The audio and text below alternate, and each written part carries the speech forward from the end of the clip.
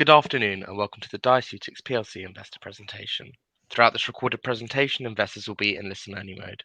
Questions are encouraged and can be submitted at any time by the Q&A tab situated in the right-hand corner of your screen. Just simply type in your questions and press send. The company may not be in a position to answer every question it receives during the meeting itself. However, the company will review all questions submitted today and publish responses where it is appropriate to do so. Before we begin, I'd like to submit the following poll. And I'd now like to hand you over to Peter Keeling, CEO. Good afternoon, sir. Good afternoon indeed, and good morning and good evening for those joining at different time zones. Nick and I are delighted to have the opportunity to present our 2022 results and discuss some significant progress that we've been making in the business over the last year, and indeed talk a little bit about the outlook going forward. I think one way to just bookend 2022 for us was a lot of moving parts, but I think for 2022 overall we made particularly strong financial progress. Nick will go into some detail on exactly what that looks like, and we were delighted to end the year ahead of initial market expectations. For those of you who have followed us know that a big part of our both innovation and our corporate engineering is to really shift to a subscription business model. We have some progress on that, update on that, and show you exactly what our direction of travel is there. Pleased to see that also took a major shift in 2022. Underpinning all of that, of course, is our platform, DXRX. We have a few slides again to illustrate what's actually happening on the platform. How are we materially changing and helping our customers in the pharmaceutical sector, as well as supporting laboratories do better testing in the front line of precision medicine. And lastly, I hope what we can cover today is our rationale and direction for actually accelerating the investment in that innovation and driving forward and capitalizing on our first mover advantage. I've just one slide before I hand over to Nick, really to just give you a kind of a snapshot of how we think of our progress in DIACEUTICS at the leadership team. And a couple of metrics here that are really relevant to us.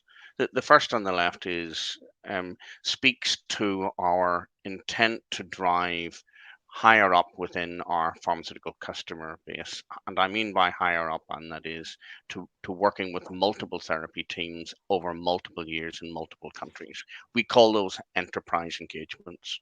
And it's always been a goal of ours. It requires a significant level of evidence, trust in working with the pharmaceutical industry over years before you get awarded this level of status.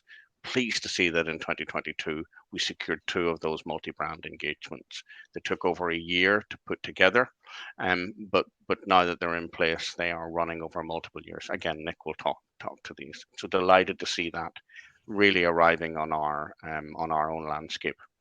Our platform DXRX, although it's barely really 24 months old, we shifted 76% of our revenue via the platform.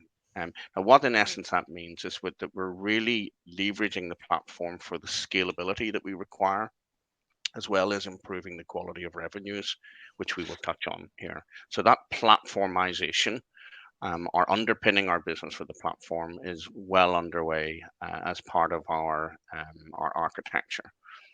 We work with pharmaceutical brand teams. And for those of you who are following precision medicine, know that there are some, 25 to 30 new therapy brands moving into the clinical market after FDA approval on an annualized basis. I'm delighted to say that we are continuing to work with brands over a long period of time, as well as adding new brands to our customer list.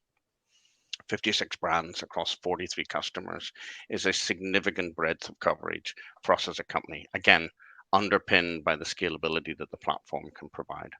And within those brand teams, we are continuing to drive to that $10 to $15 million of life cycle or lifetime revenues that we believe is available to us, given the product makeup that we have.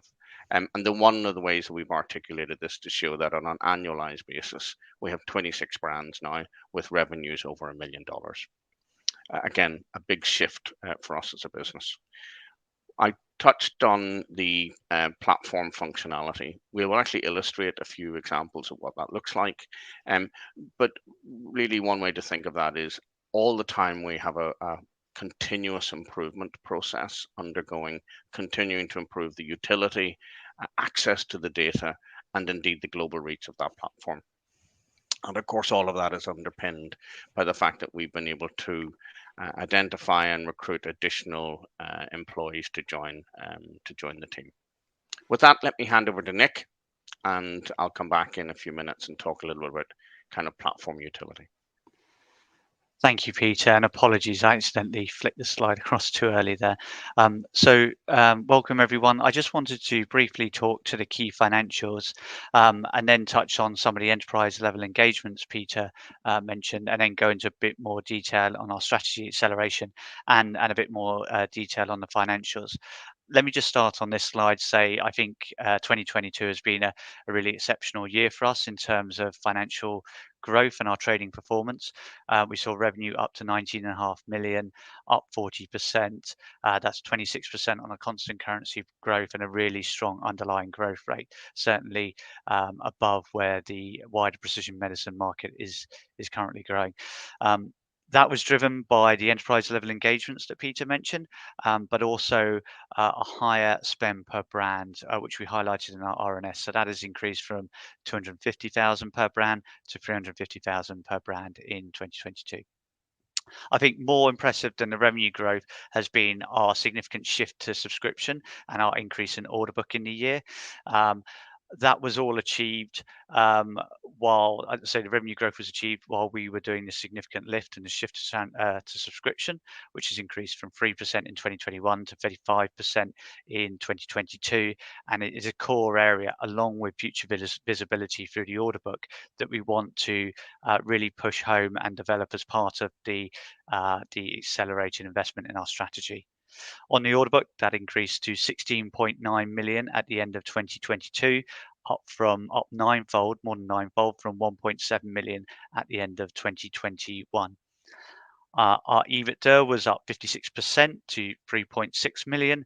That's an 18% EBITDA margin, and achieved, I think, in spite of the macroeconomic headwinds and again our shift to subscription, which was a heavy lift in the year.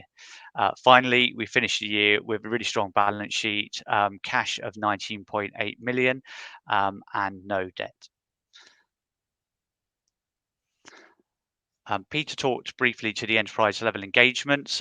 We announced this as part of our trading update in January of this year.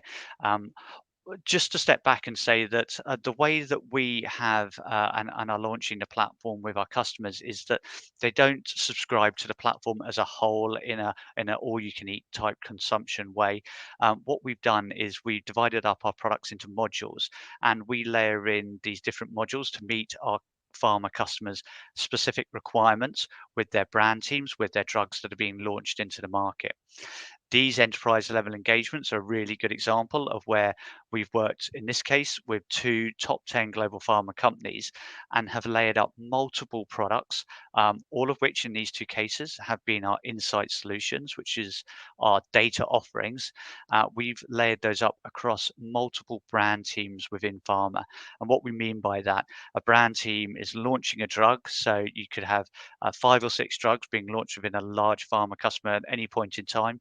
And we, with these 2 particular customers, are working with multiple brands within that customer. So in one example, that's 5 drug launches, and another one that's 3.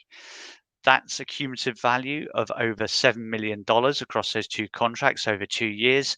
Those modules, those products that we've layered in, are a mix of 12 and 24-month contracts. And as I said earlier, they are wholly at this stage just across our data insight products. So there is opportunity there to obviously go into more of those brand teams within that pharma customer, but also start to develop a relationship and sell in additional modules, additional product in the form of engagement solutions and our thought leadership with our advisory solution products. We also announced in January of this year our strategy acceleration, and I'd just like to take a few minutes now to explain what that is, what we intend to do, and what we have been doing at the beginning of 2023. It says here we have listened to our customers. That's exactly what we did do. We used a third-party agency to survey our customers, as well as conducting our own surveys and analysis of data to better understand what is it they require, how do we satisfy their requirements, what can we do better. And that's helped us develop this strategy, which is broken into 4 segments, which I'd like to just talk on briefly here, and I'll explore a bit more in the deck in the finance section as to what that would mean in our future numbers and with the current guidance that's in the market. So we have in the top left here, we intend to enrich our data and platform products. This is a capital expenditure. We want to significantly invest or increase the scale of investment in our data on an annual basis. Currently, that's about 2.2 million a year, and we're targeting to double that. Through our lab network and through our current through our current data supply chain, we've identified suppliers, labs who can help us expand our geographical reach within certain areas. So we have very good coverage, for example, in North America. We've got good coverage in Europe and APAC, but we want to really expand in those areas. And that's expanding geographically, but it's also expanding on disease coverage within those geographies. And we also want to increase the utilization of our data. What I mean by that is our current data is testing data, but we've highlighted opportunities initially in North America where we can what's called tokenize that data. So all of our data is de-identified, but using tokens provided by a third party, it can be linked to other data sources. So pharma doesn't know who a patient is, but can understand the full journey, maybe from a diagnosis to a test to finally a prescription of a drug. And that will help them understand where the opportunity for them to sell their drug is and what sort of return on any sort of investment to commercialize they're getting. That's a really important area. The other 3 areas are predominantly investment in our business, and that will materialize in the form of additional administration costs within the business. We're going to invest in our platform scale and capability. So we're going to recruit predominantly in Belfast in Northern Ireland, where our headquarters is, data analytics and development teams to help us really take our platform and enable it for the next element of the next stage in our scale capability. So it's really well developed and automated now, but we have high ambitions, so we want to continue to invest to ensure that that platform has really good usability and utility for our customers. At the bottom left, we want to accelerate the growth and engagement of the lab network and our platform community. Our lab network, and Peter will talk to this in a bit more detail later, is really important to us and really important to our unique offering. We have 851 labs within our network, and they have been an important source of data for our insight solutions in the past. We launched our engagement solutions in 2020, in late 2021, in early 2022. And we want to be able to leverage this lab network back to pharma to give them a solution to help overcome some of the commercialization issues they're having. Peter will talk to this in a bit more detail, but things like where we see suboptimal training within labs, we can help identify which labs do need training, and pharma can help sponsor this to bring it on and bring them up to the level where they think they should be, and therefore enable more customers to get on drug. Finally, we're looking to transform our customer experience and service. That's to pivot our business internally to be wholly account focused rather than product focused. And we think that's going to service our customer needs a lot better and be able to meet their requirements and demands on a more timely basis. So we're going to invest in our sales and marketing team, our customer service and support teams, excuse me, and really importantly, have a one account team to 1 or one account team to 3 pharma customers to really help them feel special as a customer to us, which they are, and to help them get the most from our commercialization offerings. Hopefully the strategy acceleration objectives are obvious, but let me just talk to those and indeed the what we expect the cost to be over the next couple of years. So we're looking to invest in the strategy predominantly in the next 2 years, so that's 23 and 2024. we're expecting to see a net cash outflow of 7 million across those 2 years, broadly 4 million in 2023 and 3 million excuse me, in 2024. But we want to maintain a robust minimum cash holding, impose our own, if you will, guardrails, that we wouldn't go below a minimum cash holding at any point in time of 12 million in our accounts. So just to remind you, we have no debt as well. Over the period of this investment, we will remain EBITDA profitable, which I think is really important, although we will see the EBITDA margin scale back a bit from where it's currently at. We're expecting around about a 10% EBITDA margin over the next couple of years as we see that accelerated investment in our cost base. But of course, what that gives us, and is really obvious hopefully on this slide, is it gives us an increased medium-term rate of top-line revenue growth. It really pushes through that shift to higher quality, higher visibility revenues. So I mean subscription revenues, and I mean multi-year contracts and order book. And it's going to help us scale the business and really meet our customer demands and expand our EBITDA margin in the medium to longer term. All of that we see feeding through to an increased shareholder value. Why are we doing the strategy acceleration now? And I think that's an important question to answer. We've seen post-COVID this continued shift broadly across all industries, but really so in pharma, this shift to digital channels. That's happened in clinical trials, and we're seeing it within the commercialization space we're in. We're also seeing growing customer demand for our data insight solutions and all of our end-to-end solutions. So more so now our engagement solutions, which increased from 0.9 million to 2.2 million in 2022. We have where we feel a unique offering in our platform, our data, and our lab network. We want to capitalize on this first mover advantage and really leverage our competitive edge. We feel we've got a good advance on where we do see competition. That's not across all of the solutions we offer, but it is in certain buckets. We feel we're leading the way and are really a thought leader in the precision medicine space, and that's helping our customers get the most from their commercialization, from their drug return on investment. And finally, and hopefully that was evident in the finance numbers, we've seen a strong financial momentum in 2022. We have a strong balance sheet. We have those cash reserves, and we'd like to deploy those to really, as I say on the earliest slide, increase shareholder value. I'll just go into a section now to, go into a bit more detail on the finances of the business. I'm going to start off with revenue and just touch on a few key points there. I mentioned the increase in revenues up 40%, 26% on a constant currency basis to 19.5 million.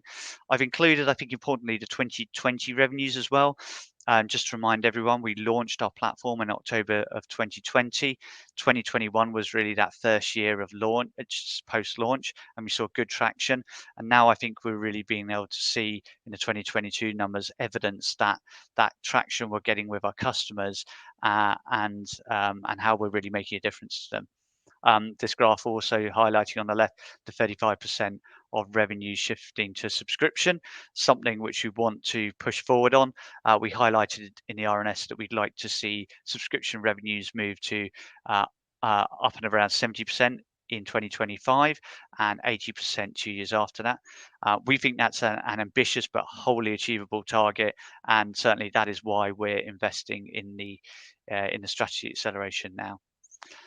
We've seen on the right-hand graph a significant improvement in our visibility, in our revenue visibility, with the order book increasing to 16.9 million. Important to point out the orange block in the bottom right, the 10.9 million of order book at the beginning of 2023, end of 2022, which is revenue which will roll out. So that is banked revenue, contracted revenue for 2023. That is giving us some 40 to 45% visibility of our guided to numbers in 2023.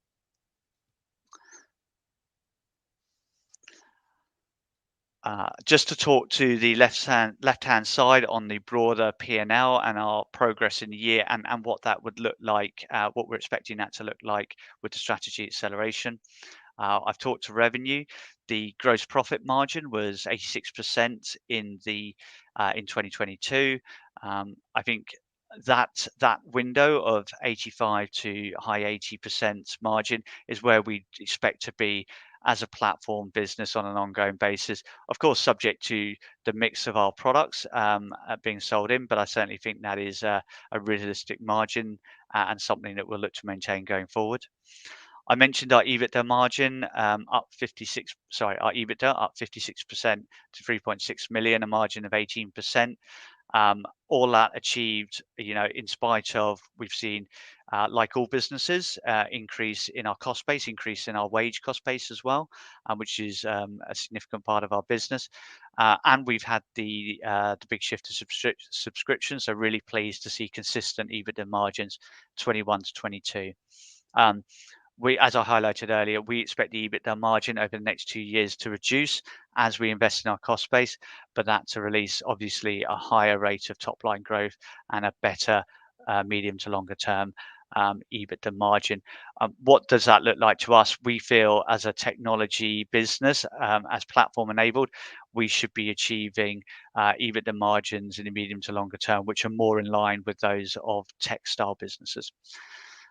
Really pleasing to see cash flow generative from operations up to 3.7 million. Overall free cash flow of 0.1 million, I think a significant milestone for us. I did highlight that we would be seeing a free cash outflow through the investment of about 7 million over 2 years. We finished the year with 19.8 million of cash, really strong balance sheet.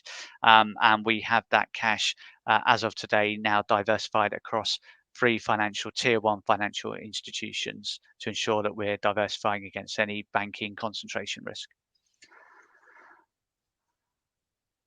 Finally, I'd just like to touch on our investing for growth and scale slide and sort of carry on our discussion from earlier on the accelerated investment in our strategy, and then I'll hand over to Peter.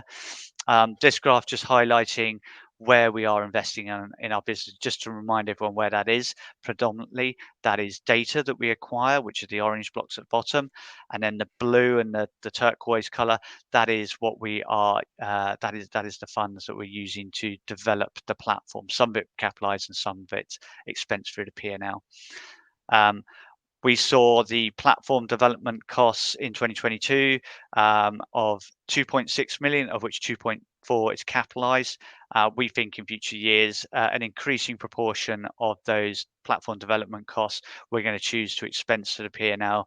We recognize that is probably cleaner for investors, easier for investors to understand, and I think we're at the right stage of our platform maturity to start doing that. The orange blocks at the bottom of this graph is our data acquired costs, which are capitalized. Just remind everyone, we amortize data over 4 years. It has a life of potentially longer than that as well, because it's really important for pharma to understand historic trends and rates in the commercialization landscape. We're looking to target doubling that data acquisition in future years, and that forms part of the 7 million net cash outflow I mentioned earlier. Finally, and Peter mentioned this earlier, I'd just like to touch on our headcount. So we increased to 151 people as at the end of December 2022. That's up from 129, 22 heads, of which a majority, circa 18 or so, were increased headcount across our sales, marketing, customer service, delivery and technology teams. Probably no surprise there that the areas we invested in 2022 and our headcount are similar areas to where we think we need to invest in as part of our as part of our strategy acceleration going forward. I'd like to hand over now to Peter. Thank you. Yes, indeed. Thank you, Nick, for taking us through that, and thank you for being patient while we just really covered the results of 2022. I'd like to switch gear a little bit and perhaps put again what we're doing in DIACEUTICS into the context of our customer and the problem that we're solving for. What we've identified within the pharmaceutical business model is a significant shift towards precision therapies. And those precision therapies require diagnostic testing to be pretty seamless in order to identify the subsets of patients for whom these drugs work. That interdependence, as we describe it, has really created an opportunity for someone to step in and build a commercialization solution for the pharmaceutical industry. And that commercialization solution, in essence, is seeking to make sure that patients are being tested in the right place at the right time so that they can go on to a drug. We published a study in the Journal of Clinical Oncology in November last year. We understand it's one of the most read pieces in the Journal of Clinical Oncology in the last 12 months. In essence, what the study showed was that up to 60+% of patients are not getting access to the drugs. So the drugs are available, but patients aren't getting access to them because of testing hurdles. So how are we solving that? Well, in essence, what we've built in our platform are a kind of a two-sided solution. On one side are a series of data insights or insight solutions as they're represented here on the slide. And those insight solutions provide everything from an understanding of how many labs are currently being able to do the test, how many labs could in the future be able to run the test, how do physicians test in their different behaviors, and how is that relevant in terms of changing their behavior, and all the way down to a product which we call Physician Signal. And that signal is in essence identifying patients who are positive in the previous week and days, so that a pharmaceutical customer can engage with the physician and meaningfully direct treatment to those patients who are testing positive on these particular biomarkers. So the data side of our business is very much designed to help our customers understand the gaps, understand where to put the investment, and most particularly understand how and where patients can be brought forward in a much faster way to get access to that treatment and close those practice gaps, so that 60% of patients who are missing out. The other part of our business is an engagement with labs. So why labs? Well, when you think of laboratories across the globe, they are literally at the front line of testing. They are the ones that are supporting the physicians, doing all of the prescribing of those drugs. They are the ones that have the relationship with the physicians.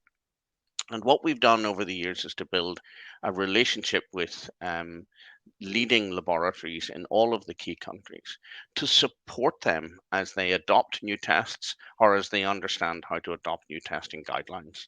And in supporting them, we've created a series of engagement solutions, which our pharmaceutical customers pay or support, and those solutions, which I'll illustrate in a second, including engaging with those labs and helping them adopt that new test. And we're supporting those labs with constantly updating them with new information that's relevant to their business, and ultimately also support training them where there are new biomarkers and new test techniques coming up. So all of those solutions are really embedded or being embedded within our platform, so that we're providing a commercialization end-to-end approach for a pharmaceutical therapy team that is launching a test. We continue to have an advisory service as part of our business. We believe that will ultimately constitute 10 to 15% of our revenues over time. But the majority of our scale, the majority of our reach across the globe through the lab network is coming through the platform. If I just talk a little bit about platform activity for a second, there's some, I think, really key KPIs for us here. Our Signal product is one where we're identifying patients by zip code in the last few days who have tested positive for the relevant biomarker for the drug upon which our customers are targeting those patients. We've engaged over 30 different therapy teams embedding what we call a signal. In other words, they are availing of the ability to find patients within days that are relevant for their drug. Delighted to see that Signal product really lead the way for us as a vanguard data product. And within the platform, we have 8 solutions. They were identified on the previous slide. 5 of those are now absolutely up and running. We've done the various pilot work, we've done the beta testing, and they are live in terms of generating revenue and have contributing to the numbers that Nick talked about. The other 3, which we're bringing online in 2023, will move through that beta testing, through those initial customer interactions, and become live as part of our business in 2023. So we'll have 8 functioning solutions available on the platform, and that in turn will drive higher levels of subscription. A key part of our business model is to be what we describe embedded or integrated into our customer systems. Whilst it is great to have our customers avail of the dashboard, the utility of the platform as it presents to them on a daily basis, it's equally important that we can transfer and transfer all of that data that we might be providing all the way through to the iPhones or the iPads of the pharmaceutical reps, so that they have just-in-time information. And again, our data team and our engineering team have worked really hard with our customer departments, IT departments, to integrate that data. So it's really good to see that embeddedness in increasing on. And you can see there the amount of our business that is following, revenue-wise, is following that platform activity. I touched on Signal. This is a very sophisticated product. This is really bringing data out of, at the minute, just available in the US, out of US laboratories, analyzing it, labeling it, transforming it, and submitting it back, so that that anonymized patient data becomes available in almost real time to our pharmaceutical customers. We're delighted to see the traction with this product. We continue to think that it will lead and lead throughout 2023, and indeed we will continue to look for ways to augment and improve the ability of this product to support our pharmaceutical customers. We talked a little bit about labs. So the laboratory community is really important to us. And we've identified around 2,500 laboratories as our sort of midterm target. And those 2,500 labs, we believe, are conducting somewhere between 50 to 60% of cancer testing today in the top 10 to 15 therapy markets. So you can see here, quarter upon quarter, we have continued to add labs, and not just add them, but engage with those labs to really support how they're actually changing testing in the front line. That's really important to us, that we can see and evidence that we're not just helping a lab understand what a new biomarker is, but we're actually helping that lab get trained up, get shovel ready, so that it can actually test patients faster, quicker, and more accurately. By the end of quarter 4 2022, we're up around 850 labs, and continue to increase both the level of engagement with those laboratories, as well as add new labs onto the mix. How are we engaging with those labs? So here's an example of 2 products which are really sort of moving us beyond the initial intention of that lab network, which was, to provide us with data. And here what we're doing is really broadcasting into that lab network. Broadcasting, I use that word really to indicate our shift towards that marketing channel that we believe the lab network can be. And imagine that those labs are sitting right next to the prescriber base, at the same time as pharma is approaching that prescriber base through its rep and other omni-channel approaches. And what we're supporting our labs doing is be better informed, be better equipped, and be better enabled in terms of providing physicians with the right treatment solution and enhancing that. And lab alerts, as illustrated here, and kind of lab talks are 2 of the ways in which we have trialed and proven that they actually work. Laboratories really like it. It really supports them on the ground, becoming more clinically useful to the community that they're servicing. Just a quick sort of outlook slide, and then we can open up for questions. I think what we've tried to cover on this call is we touched on the importance, I think, of accelerating investment in our strategy. The real rationale for this is because the first mover advantage that we have, that being in the right place at the right time, is really happening for us as a business. We're being absorbed alongside our client base into their commercial business, into their commercial rollout of precision medicine. And it is appropriate, having listened to them, what their needs are, that we will follow and invest alongside them, if you like, in improving the utility. And what we think will arrive as a part of that are these multi-year enterprise engagements, moving more broadly within our clients, as well as adding new brands and new customers at the other end of our business. And we ultimately want to be the preferred partner for our pharmaceutical customers as they're rolling out these diagnostic strategies in parallel with their drugs. That's our goal, and that goal will be fulfilled when we're kind of glued in or plugged in at an enterprise level. This is not all about oncology. Of course, we've all learned precision medicine on the back of what's happening in oncology. But if you look at the pipelines and the research, you will see that both orphan diseases and large diseases like cardiovascular and autoimmune diseases are equally converting over to this precision medicine model. We have the data to support that. We believe that we have the lab network to support that shift. And that's indeed a part of our growth strategy as we go into subsequent years. And there, as I said, ultimately this is about positioning ourselves to be highly useful to our pharmaceutical customers. You know, in many ways, Diaceutics didn't start with a script or a business plan and said, let's build to this. And the reason being is that we were working alongside our pharmaceutical customers, informing and creating the innovations that were relevant to them. I think where we end up at this moment in time is we actually have the right product with the XRX. We continue to improve it. We continue to add the utility of that to our pharmaceutical customers. And ultimately, we are positioning ourselves to be that preferred partner. Our pharmaceutical customers are of, they're a demanding customer base, but we genuinely think that what we've created here is the preferred product of choice. With that, we'll pause for some questions, hopefully address some of the information gaps that we've left you with, and then we can come back and add some closing remarks.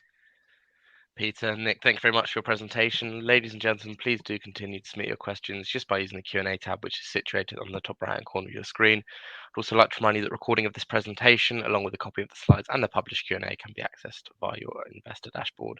We have received a number of questions throughout today's presentation, and I want to start off the Q&A session with this question here, which reads as follows. Can you explain in simple terms what you do and how it adds value to pharma companies and their brands? Yeah, I go back to the concept that the pharmaceutical business model is transforming towards precision medicine. 30% of FDA approvals on an annualized basis are now drugs where a test and a drug have to be really commercialized in step. And what we have done is really focus on solving for that diagnostic commercialization opportunity. We know that our pharma customers are adept at launching new drugs. What they're less comfortable with is the somewhat complex ecosystem that underpins diagnostic testing, and it is indeed extremely complex. Multiple parts, multiple technologies, multiple stakeholders. And what we've attempted to do is to build through DXRX a simple one-stop platform where our pharmaceutical customers can solve for this issue. They can get the data and the insights that they need to understand what the issue is and where to invest. You'll see those products represented on the slides. And then we're building this lab network that we believe is sitting alongside the same prescribers that they will require to drive adoption of these new drugs, and to make sure that that lab network, and we're engaging with that lab network in creative and innovative ways to support them so that they move from being less comfortable with a new biomarker to being proficient and indeed a key part of their support for the prescriber base. So what are we ultimately doing with the platform? In essence, is providing that commercialization solution for the test alongside our customers who are commercializing the drug. Perfect. Thank you very much. The next question here reads as follows. Can you speak to the competitive environment? Who are your main competitors? and why can pharma companies not do this directly? Well, let me deal that a little bit sort of in reverse order. Why do pharmaceutical customers not do this themselves?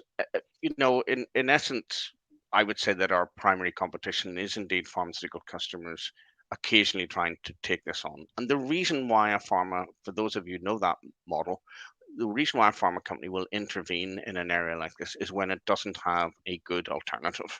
And its real preference is to find a good outsourced partner. So what we see in working with our pharmaceutical customers is our need to prove that we can really move the needle on their business. We can prove with evidence that we have the right level of data. And as that happens, we are winning more and more of their hearts and minds and bringing them over to our customer set. Some 58 therapy brands at the end of 2022 are working with us on a kind of an ongoing basis to support the rollout of their drugs. So I think the pharmaceutical model is really to try and shift towards a good outsource partner. And I think we're sticking our hand up for that. In terms of the competitors, we have all sorts of flavors of competition who what I would describe as nibble at the fringes of our business, but none that really have built for a very particular diagnostic commercialization purpose. Some of those competitors include large CROs, include large consulting businesses who have relationships with the same therapy brand teams, but who increasingly are disadvantaged versus Diaceutics because we've collected the data, we've built the lab network, and we've really designed a purpose-built set of solutions that are for our customers. We're never complacent about competition in Diaceutics, but at the same time, our eyes are very much on board, very much focused on continuing to focus on this very singular issue, which we believe is part of the transformation of the pharmaceutical business model. So competition is there, but it doesn't threaten us in terms of acquiring market share on an active basis. Perfect, thank you. Can you speak to the nature of the relationship with pharma companies and labs? Yeah, Nick, do you want to grab that one? Yep, absolutely. Thank you, Peter. So, we've developed over the 18 years or so of Diaceutics life to this point in time. We've developed very deep relationships with pharma customers. Pharma is a very particular buyer. I think Peter said that earlier. They're a very disciplined buyer, and they will only engage with really robust businesses that offer them a secure solution. And it's through our relationships that we've been able to build up these enterprise level engagements. And just to highlight, we work with 21 of the top 30 global pharma companies. Within Europe and the US, we work with all of the top 20 pharma companies. So that's within the North American Europe regions. That's really our strength. It's come over many years, and as Peter say, it's about building a differentiated but really important product that pharma recognizes as important, recognizes as unique, and can get the maximum value and return on investment from. Our relationship with our labs is really important. It's not just a transactional type relationship where we buy data or we do some training. We work with labs. We have a special lab liaison team who work to nurture those relationships. So that is lab people talking to lab people in scientific terms with quality in mind, and not just saying, "Can we turn up? Can we buy your data?" Of course, we want to do that because we want the lab data to be able to help pharma understand the hurdles and commercialize their needs. But it's not just about giving labs money. It's about actually understanding their requirements and being able to help them on their journey of development as well. One of the benefits of our lab network and our engagement solutions is that we nurture that relationship. So once a lab comes onto our network, onto our platform, we start engaging with them on a regular basis. That is either paid for and sponsored by pharma. So that could be training programs, that could be alerts about new drugs, alerts about quality and compliance, or we will actually develop that content ourselves with our lab liaison team to make sure that is a really value for value two-way relationship. Perfect. Thank you very much, Nick. And this question here follows on quite nicely from that response. Yeah. I see from the results substantial expenditure and plans to accelerate expenditure on data assets. What are these data assets and how do they support the offering? And why are labs willing to sell this data if it's such a valuable asset? Yeah, so I think I touched on this a little bit earlier, but let me just explain. So our data asset is really important to us. It sits within our platform as a data analytics and a delivery tool, and it is there and available. For pharma to be able to utilize. Um, Apologies, the question just got away from me. What was the second part of that? Sorry, the second part was why are labs willing to sell this data if it's such a valuable asset? Yeah, so it's a really interesting question. Think of data created by labs as not wholly conceived and in a nice ordered fashion. It can be very messy, and it can also be quite disparate. So labs, a lab or a group of labs, and there are very big lab complexes in the US, have good geographical coverage. But what we've worked on over time is building that relationship, building that lab network so that we get what we think is the optimal level of patient coverage from those labs in that disease area. So let's take North America, for example.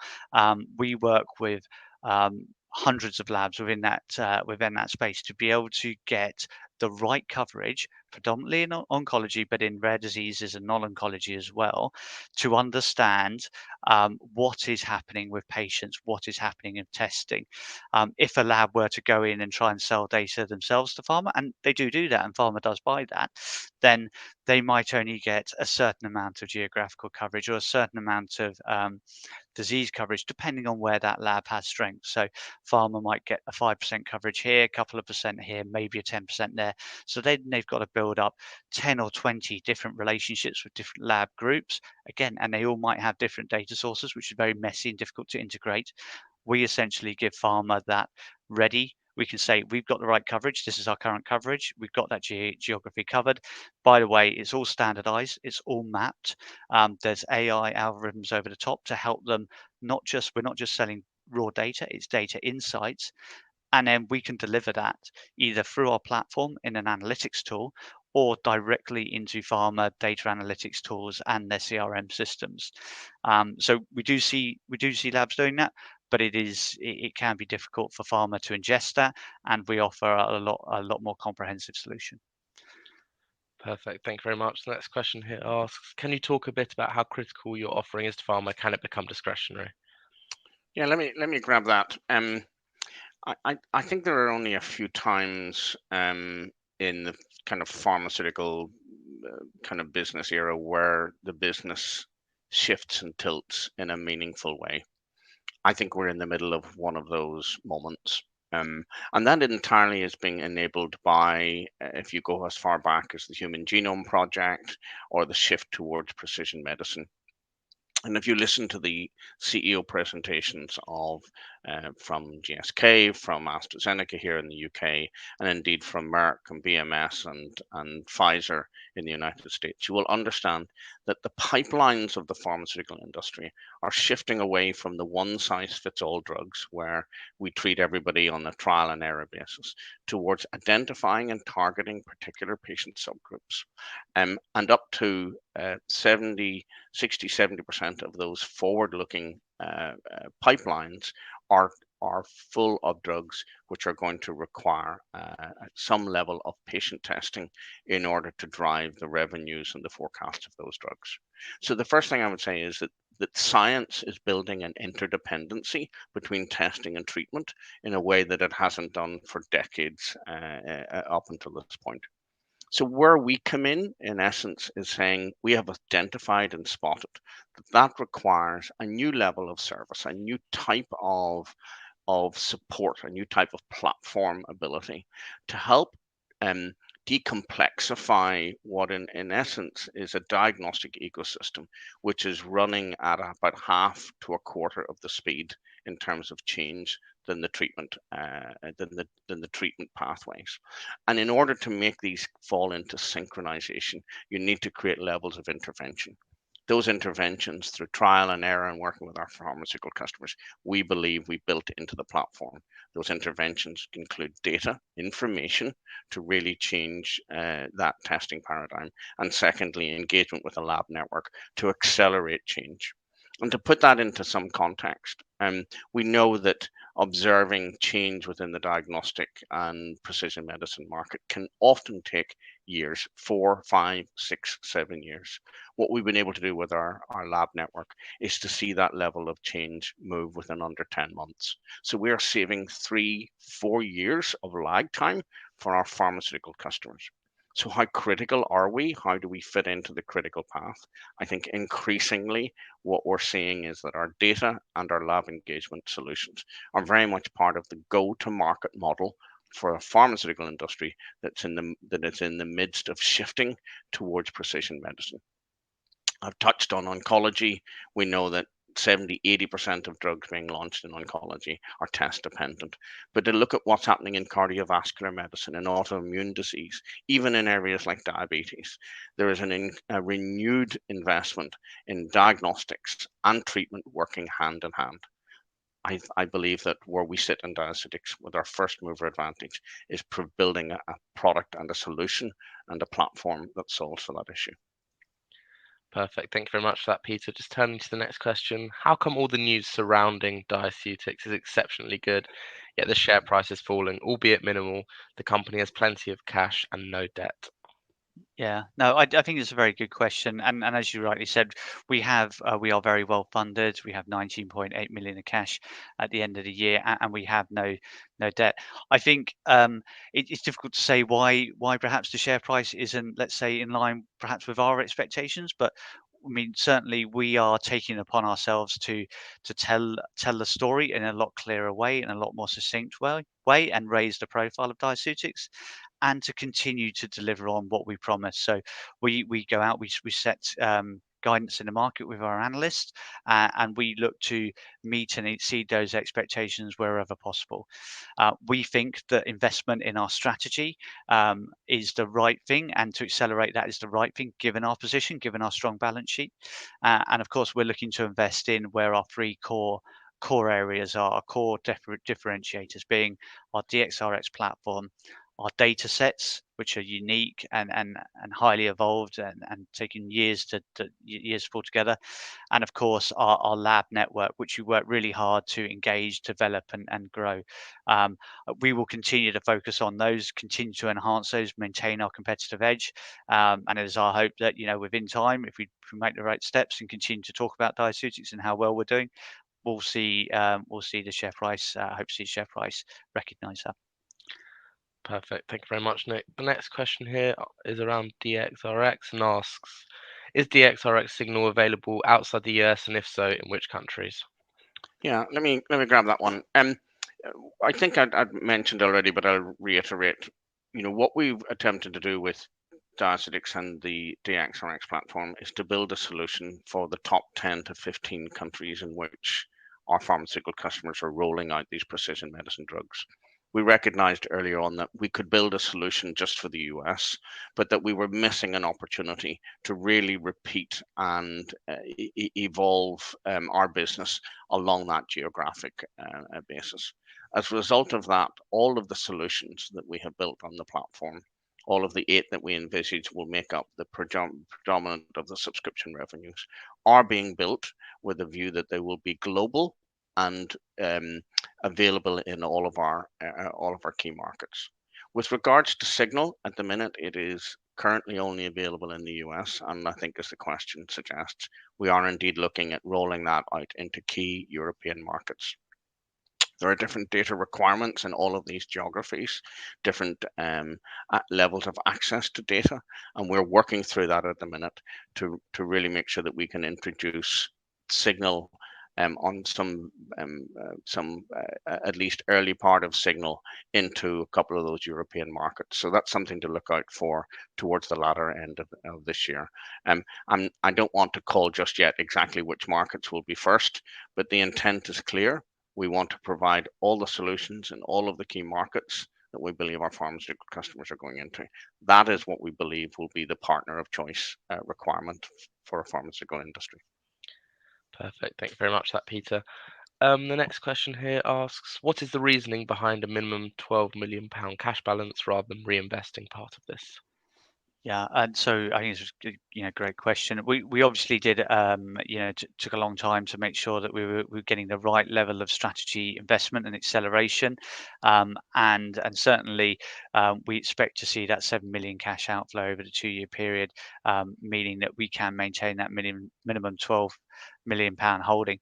But we're a platform-led business, so we think that level is right. We're a platform-led business, and we're going to remain agile. So that means that if our customers demand more of us and we need to increase that investment, we will, and we have that extra resource to do so. Likewise, if for any reason we want to slow that down, again, we'll remain agile and we'll turn that on and off as we need to. I think it's really important that we maintain a good level of cash balance. We remain debt free in this difficult times with rising interest rates. It's important for pharma to see that we are a stable business. Being listed is really important to them, and having a significant cash balance shows that we have the balance sheet strength to stay around, to continue to do business with them and partner for them for a longer period of time. Finally, it's really important that we keep some of that cash resource back in case we spot any M&A opportunities in the future. We are looking for potential opportunities, perhaps in data or indeed tech businesses, to help augment our platform, enhance its capabilities, or indeed the data sets. And we look for potential opportunities, maybe with lab engagement or building out a lab community solution. So again, having some of that 12 million back, having that in reserve, will mean that we can deploy some of that if we need to, and quickly, without debt, to take advantage of any opportunities that are out there. Perfect. And just one final question here. What would DIACEUTICS look like in 3 to 5 years' time? Yeah, a good question. I think the seeds of our direction are well planted at this stage, and even within the slide deck, our intent to be the preferred partner for a pharmaceutical industry that has shifted its model towards precision medicine. We understand that requires a level of scale, because we're talking here about the majority of drugs requiring some sort of diagnostic enablement. But I think what we've done with the platform is be thoughtful about building DXRX with that level of scale in mind. We've collected the data that is required with that level of scale in mind, and we're building the lab network with that level of scale in mind. So what do I think the next couple of years look like for us? In some ways, it's more of the same. It's increasing the utility of everything that we built, but ultimately it's building that preferred partner framework for a pharmaceutical industry that has shifted onwards. And for those, for the pharmaceutical industry, there's a track record of reward for tech for pharma businesses that have really supported them in their business over time. Our goal is to be one of those preferred partners in the next 2 to 3 years. I think the size, the scale, and the financial success that will come with that will follow by just basically sticking to the knitting and just really being dedicated to this cause. Peter, Nick, thank you very much for that. I think you actually managed to address all those questions from investors. And of course, the company will review all the questions submitted today and will publish those responses on the Investor Meet Company platform. But just before redirecting investors to provide you with their feedback, which I know is particularly important to you both, Peter, could I just ask you for a few closing comments? Yeah, I think I want to grab the moment of the fact that we had President Biden in Ireland. You may have spotted that in your news flows in the last week. But what is little known about President Biden is that at the early part of his presidency, he announced a cancer moonshot. And that cancer moonshot was in essence seeking to have a 50% reduction in the incidence of cancer by 2030. And there were 3 things that he specifically called out were an important part of that cancer moonshot. The first one was obviously new treatments, and our pharmaceutical customers are really attempting to bring forward innovative, targeted solutions for patients. But there were two other components to that very much fit with the business model of DIACEUTICS. The first was data, and specifically he called out releasing the data that will drive investment and drive an understanding of the clinical patient flows. And secondly is diagnostics and better testing. And we're delighted, I think, to find ourselves in a place, what I describe as the right company in the right place at the right time, where we have both the political support, we have the customer support, and I think increasingly we have the clinical support to really to drive change here. We know that over the last 2022, we are making a difference to individual patients in terms of helping them being supported with better testing. And that better testing ultimately will improve their treatment outcomes. For myself and my team, that is a particular driver, a particular motivator, and really drives the purpose in the business. So it's a privilege to be in this space. It's a privilege to watch the success of the business follow, and most importantly, I think it's an important part of our future landscape is that we continue to make a clinical difference to patients' lives. Peter, Nick, thanks once again for updating investors today. Could I please ask investors not to close this session, as you'll now be automatically redirected to provide your feedback in order that the management team can better understand your views and expectations. This will only take a few moments to complete, but I'm sure will be greatly valued by the company. On behalf of the management team of DIACEUTICS PLC, we'd like to thank you for attending today's presentation, and good afternoon to you all.